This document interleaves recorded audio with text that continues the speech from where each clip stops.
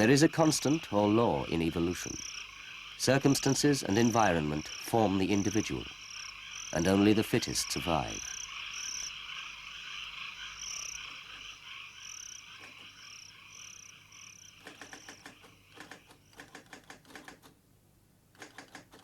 This is where it all began, in February 1975.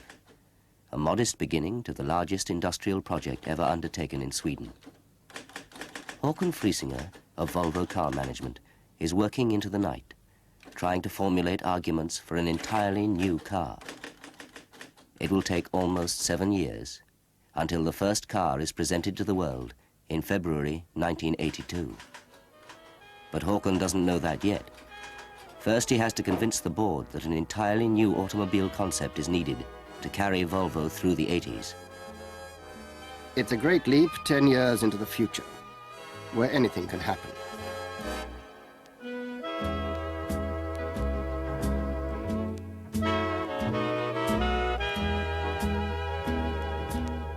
Of course, we have a fine tradition behind us. Generations of cars whose concept and ideas were in the forefront at the time.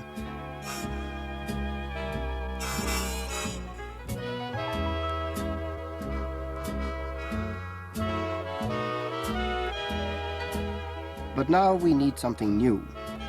We're almost starting from the beginning again.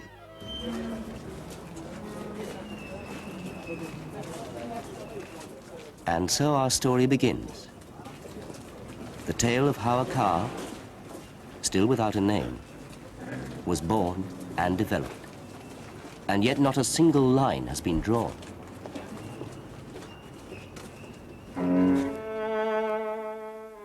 Waiting. Nothing more. And hoping, of course. I am at the beginning of my creation. A vague contour on a blank wall. That's enough for the time being. We're on our way. Before you know it, I'll be in your thoughts, occupying your days and nights. I'm on the way. The job of product planning is to determine the conditions for the car of tomorrow without paying any attention to Volvo's current production.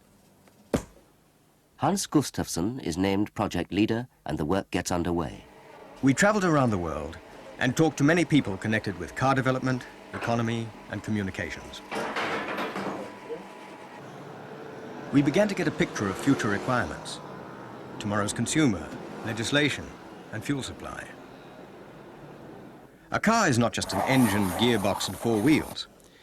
It's a number of interactive systems which must be designed across different departmental boundaries. A systems concept including both the parts and the whole. It is now 1976. Rolf Melder brings up a subject which will set the tone for the entire project. The car of the 80s must be a totally economical car. The cost of a car includes more than just purchase price and fuel expenses. Low service costs, limited repairs, low insurance premiums, high trade-in value. More and more, these factors will determine the value of a car. For the first time, service demands enter a new car project right at the design stage. Work on exterior design is now underway. Volvo's chief designer for over 20 years, Jon Vilsgaard, is in charge. We have a vision which naturally far exceeds what is possible. But we need that vision all the time to keep our perspective alive. Of 50 sketches on a scale of 1 to 5, a handful will go on to become full-scale drawings. Length, height, axle width, number of doors, and the basic type of chassis are all fixed before sketching begins. But Jon Vilsgaard has sneaked in a sketch which does not follow the specifications in all aspects. And this idea will prove to have amazing power of survival. At first, a mere handful of people, then hundreds. Within the space of another year, there will be thousands working on this project, and all in deepest secrecy. Now, finally, my contours are taking shape. there's an image of me, or rather, several. I am at the limit of their consciousness. And yet, I still don't exist. Only as a threshold function behind their eyelids. I'm beginning to have characteristics. Give me time and space. Give me logic and arguments. Give me a chance to supplant every other alternative, and I'll prove my value, fulfill their expectations. October 1976. 2 models, number 8 and number 12, have survived. This is the one that should win, but everyone likes the shape of Wilsgård's cutback. What will become of it? Is it to be put on the shelf? Or shall the two be combined? We can't choose.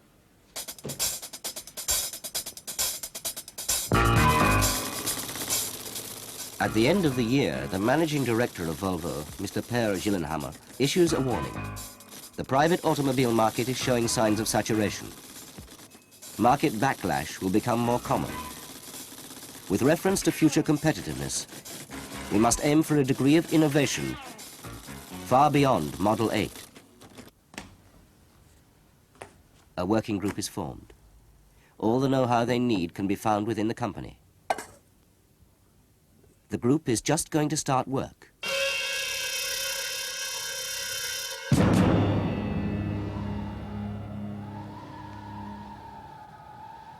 The group leader has an attack of lumbago at his country home outside Gothenburg and cannot be moved. So, if he can't come to the group, then the group will have to come to him instead.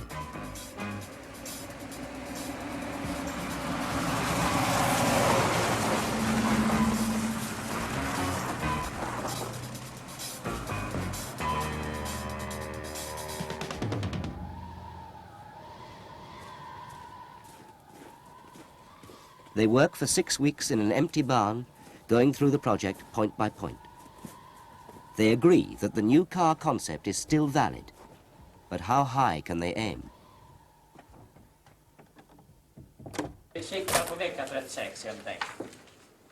It is decided that the car will be a 5-seater sedan, but it must not weigh more than 1,350 kilos. It will have rear-wheel drive, and the air resistance must not exceed 0.40. The rear axle will have constant tracking, but be suspended by a subframe to hold the noise level down. A comfortable car, of course, but the idea of comfort is extended to involve driver and passenger ergonomics. Service must be easy. Plug-in parts easy to reach and easy to replace.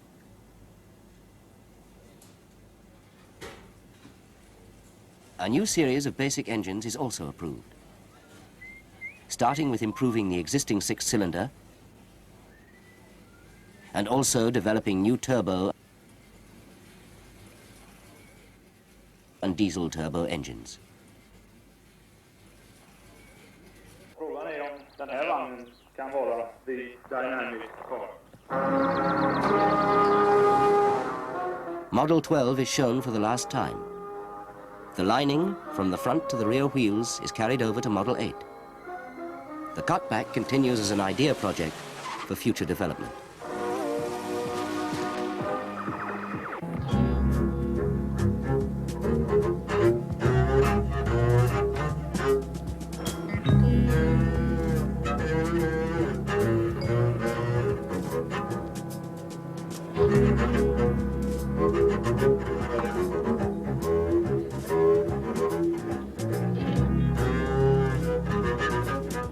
Design details can wait. We can use the rest of this year to finalize those. Production engineers, systems engineers, and consumers must also have a say. This is probably the most exciting stage. Naturally, it would be best if we had only one line to follow, but every solution provides a series of alternatives, which must be balanced with the alternatives from other solutions. It's a gigantic jigsaw puzzle in logic. Sometimes it gets out of hand, and we don't really know what happened.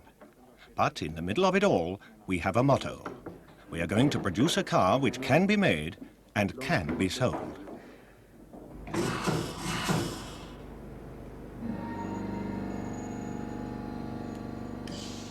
The first full-scale wind tunnel tests in England are now finished. They agree with our own scale model tests at home in Gothenburg. We're well ahead with air resistance, perhaps a little better than expected. We're on our way to the magic limit of 0.40.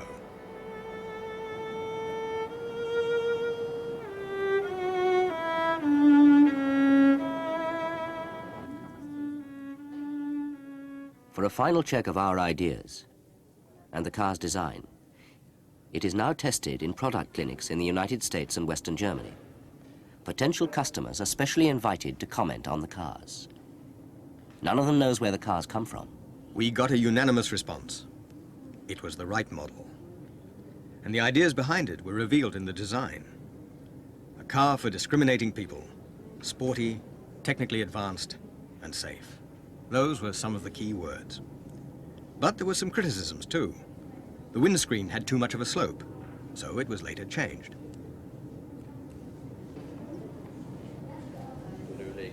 November the 26th, 1977. The Volvo Design Center in Gothenburg. It is now time to finalize the interior and exterior, and that's the main point on today's agenda. Design isn't something you dump on top of a mechanical undercarriage. On the contrary, design must radiate the company's philosophy from the inside out, from engineering techniques to comfort and safety. Even the price must be visible.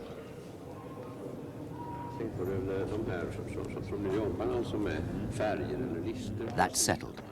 That's the way it will be. The design and dimensions of the car are approved. Everything that's visible outside and inside the car is settled. Soon, a new Volvo will be on the road.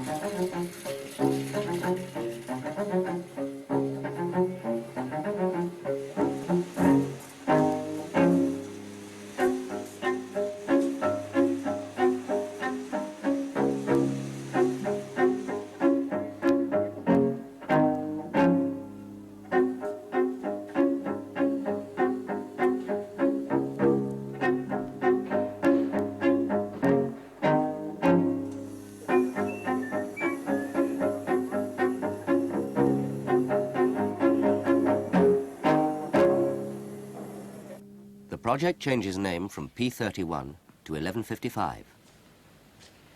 The inside of the car is slowly taking form.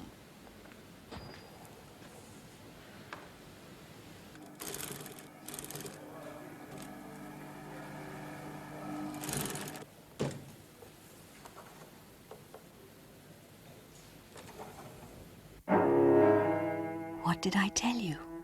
Time is in my favor. It's helped me to become known. Now I'm here, a product of your intuition and know-how. I'm the one you imagined and hoped for, the car you drew and designed. I'm the strongest alternative. And now that I'm here, you know you were right.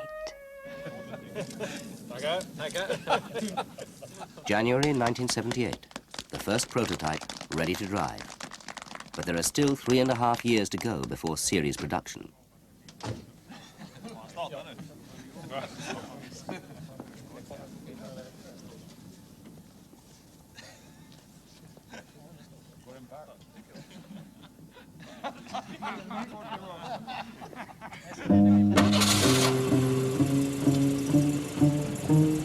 The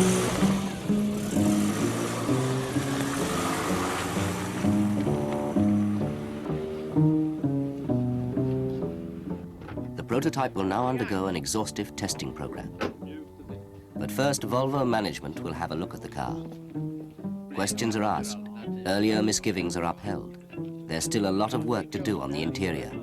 But by and large, everyone seems satisfied. Det är också fullkomligt fantasilöst. Ja, här måste ju vara ordentliga uppläggsgrejer och sånt. I värsta fall får man resa upp lite. The interior is the last thing to get its final design. Here, color and material are of decisive importance for the impression people will have of the car. Choices are planned and coordinated down to the tiniest detail. A timeless quality, which will last the lifetime of the car. It took time, but it has to take time. You need time to get used to it, to see the car in different environments and in different colors. There must be a little resistance to it, otherwise it feels wrong somehow. Den blev för ljus och för lik en vit, va?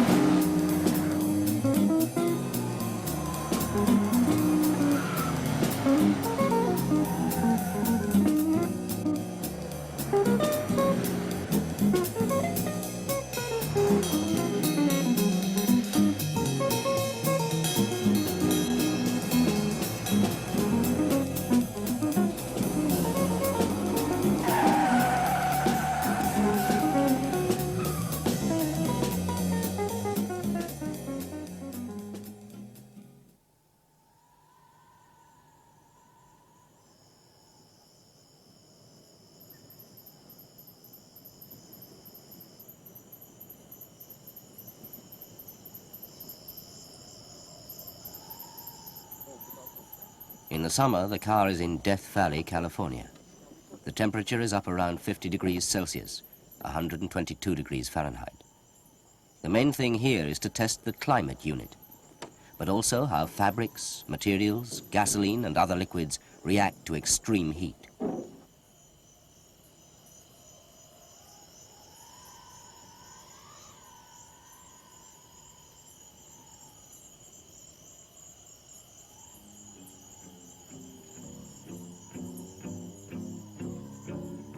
Meanwhile, the first test series of 32 cars is under production. A few will be used in crash and shake rig tests.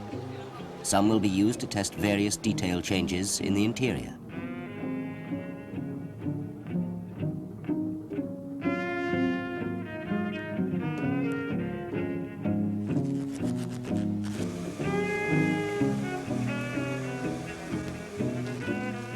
Now it's time to start preparations for marketing. The first pictures of the new car are taken, but still it's top secret.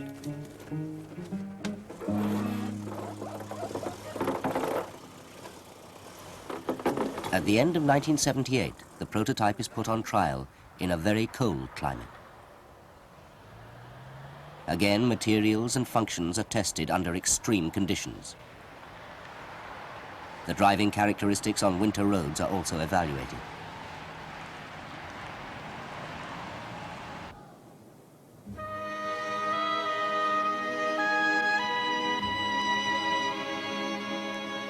The car has new trials in Death Valley, the German Autobahn, Australia, and the Italian Alps. Mile after mile is eaten up in function trials, giving more and more experience.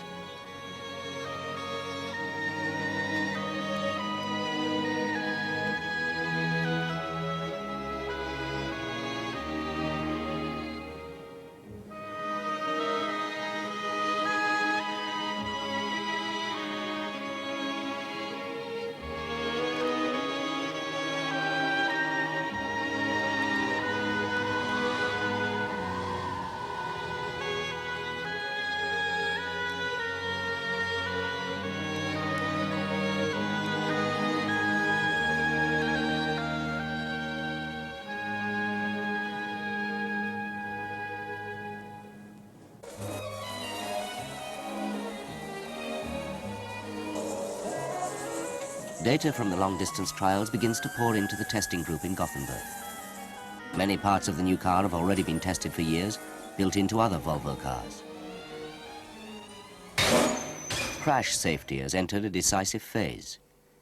Components have been tested in simulated crash and strength tests, but now it's November 1978 and time for the first complete car from the test series to hit the wall. Speed must be exactly 35 miles, 56.3 kilometers an hour, when the car hits the concrete wall. That's 5 miles more than most other car manufacturers use. 5, 4, 3. Runa Almqvist is head of the Crash Safety Center and one of the first to comment on the wreck. As far as I can see, it corresponds to our expectations. It will be a few days until all the measurements from the car and the dummies are evaluated, but it looks good. Of course, we must remember that this is a handmade car. A car from the assembly line will react a little differently.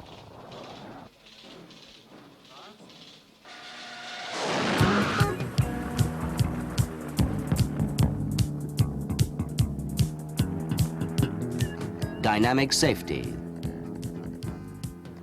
This was a basic philosophy behind the new Volvo and one of the major prerequisites right from the start. One of the men behind the idea was Kurt Nielsen. Obviously, the car must prevent serious injury to all passengers in the case of an accident. Thanks to driving characteristics, chassis balance, brakes, steering and road holding, the driver has total control of the car in all situations. The car must never surprise the driver, because then it's a dangerous car, no matter how crash-proof it is.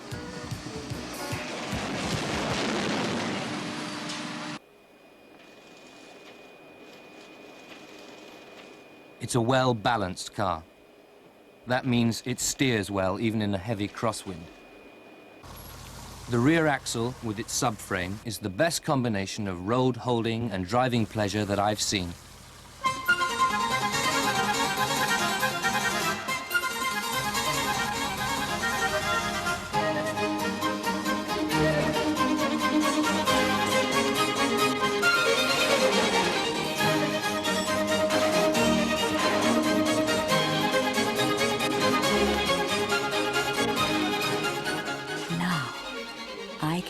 By myself. We're going separate ways, you and I. Now I exist. Now I'm alive. Everything that had to be done has been done. October 1981. The first car from series production. The first Volvo 760 GLE rolls off the line.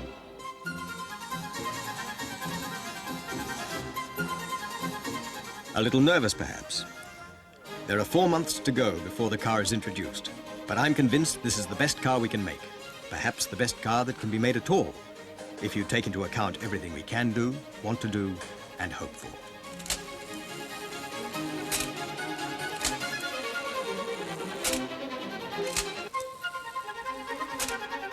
Perfect. That's the way it is.